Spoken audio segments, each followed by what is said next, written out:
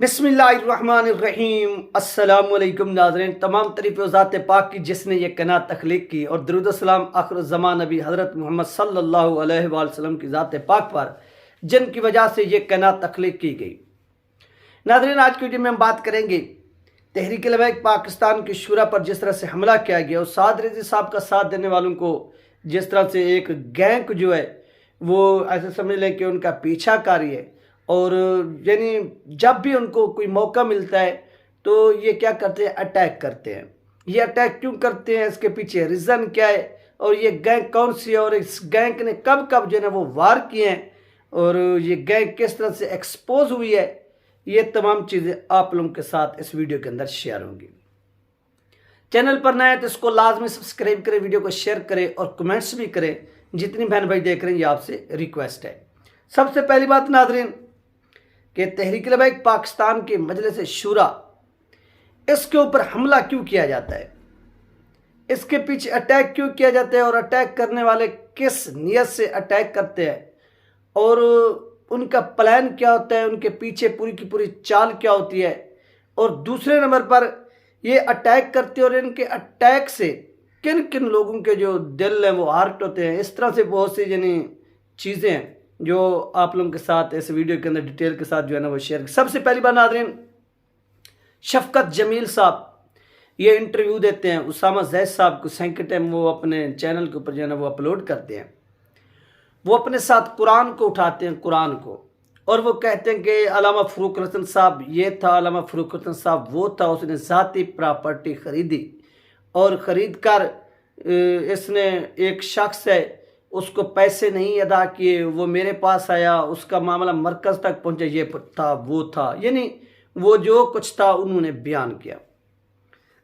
सबसे पहली बात नाज़रीन कि आपका तल्लुक़ अगर तहरीक लबैक पाकिस्तान से है या मेरा तल्लुक़ तहरीक लबैक पाकिस्तान का या किसी तीसरे फ़र्द का जो तल्लुक़ है वो तहरीक लबैक पाकिस्तान से है, उसके जो ज़ाती मामलात हैं उसको तहरीक के साथ जोड़ना ये सरासर ज़्यादती है। यानी किसी के आप ज़ाती मफाद को या ज़ाती काम को आप तहरीक के साथ नहीं जोड़ सकते। अगर अल्लामा फ़रूक रतन साहब का कोई बिजनेस था, कोई कारोबार था, कोई लैंड, हर शख्स का लेन देन होता है, दुनियादारी है, हर किसी के साथ उठना होता है, बैठना होता है, सलाम दुआ करना होता है, कारोबार होता है, यानी हर शख्स का मुआशरे के साथ कहीं ना कहीं जो होती है अटैचमेंट लाजमी होती है, ले दे भी होता है। इसका मकसद ये नहीं होता कि अगर अल्लामा फ़रूक रतन साहब TLP की मजलिस शूरा के रुकन है तो जो काम वो करेंगे वो शूरा कारी होगी या तहरीक लबैक पाकिस्तान कारी होगी। नंबर 2, इसी शफकत जमील साहब के हवाले से मुझे एक बात याद आ रही है, आप सबको भी एक बात याद होगी। जब एक ऑडियो आई हुई थी एक लड़की की, आप सबको याद होगा कि उस लड़की से मैंने ऐसे यानी मुझे नंबर मिला, जब मैंने कॉल की तो वो कॉल मिल गई। 2-4 मिनट मेरी बात हुई थी, फिर मैंने अपने चैनल के ऊपर भी अपलोड किया था, आपने देखा था।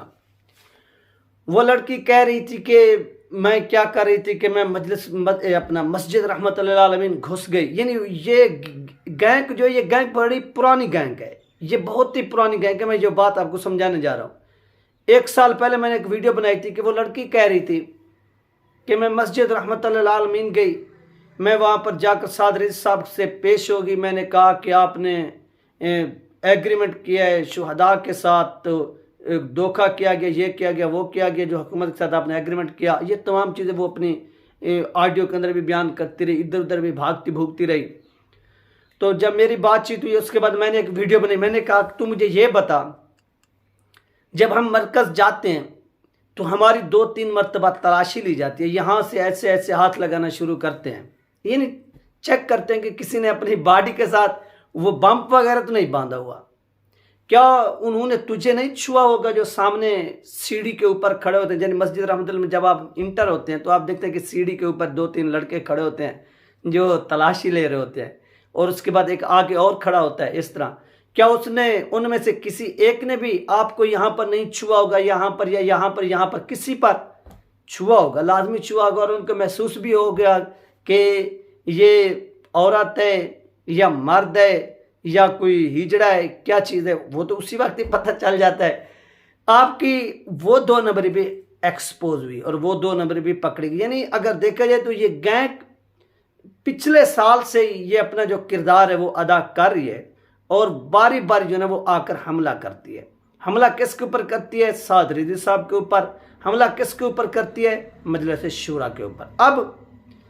अब वो जब एक्सपोज होगी मुकम्मल तौर पर तो उसने अपने फ़ोन नंबर वगैरह भी बंद कर दिए, बातचीत करना भी बंद कर दी और भी बहुत सी उसने कोशिशें की अटैक करने की कि साद रिजवी साहब के बाद अनस रिजवी पर अटैक किया, हमला किया। लेकिन जो उस वक्त सोशल मीडिया टीम थी उन्होंने इसको एक्सपोज किया। उस लड़की को मैंने भी एक्सपोज किया, मैंने कहा कि आप आ जाइए देख लेते हैं सब कुछ। उसके बाद क्या होता है?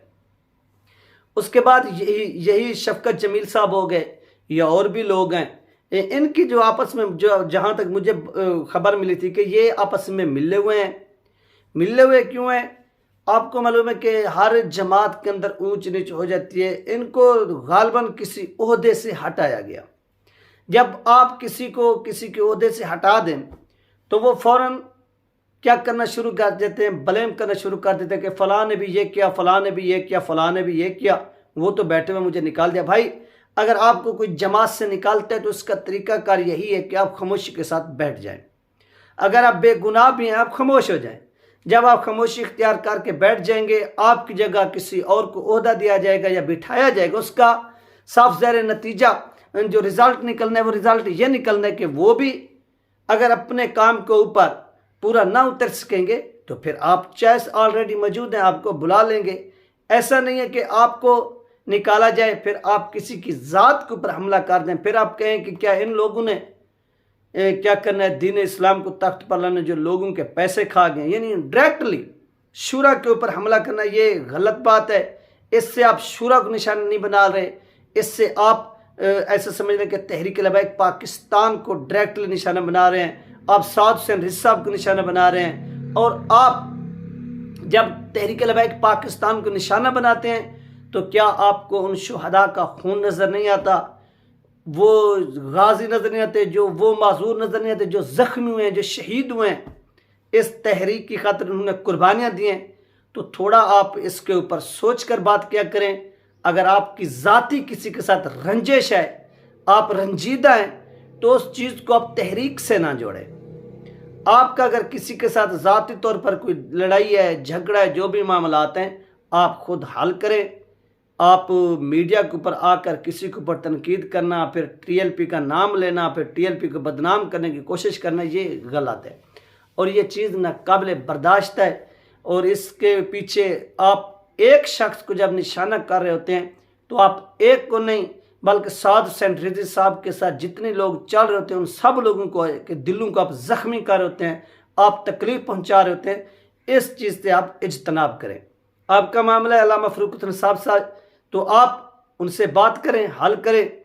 उनके साथ जो आपका अगर मामलात कोई ख़राब होते हैं, कोई बिगड़ते हैं, कोई लेन देन होता है तो फिर उस लेन देन को आप शूरा के साथ जोड़ देते हैं, तहरीक लबैक पाकिस्तान के साथ जोड़ देते हैं, उसके नायब अमीर के साथ जोड़ देते हैं, उसके अमीर के साथ जोड़ देते हैं। तो ये गलत है।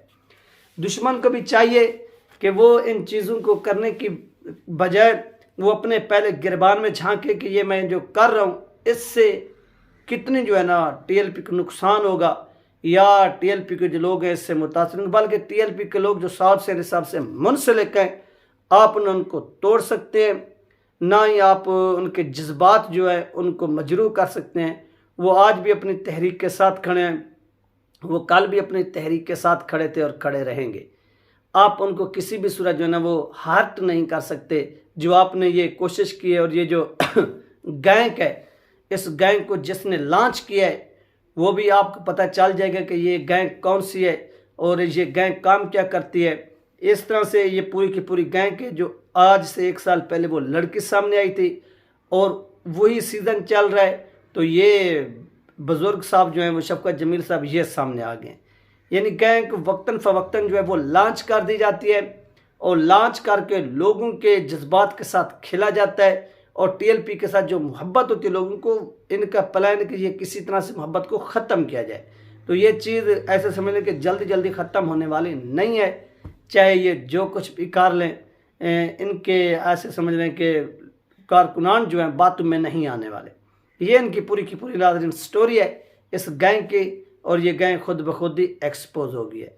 ये थी अहम 3 अपडेट जो आप लोगों के साथ शेयर की गई है। अपना ख्याल रखिएगा, मुझे दो याद रखिएगा। मिलते हैं नेक्स्ट वीडियो में। अल्लाह हाफ़िज़।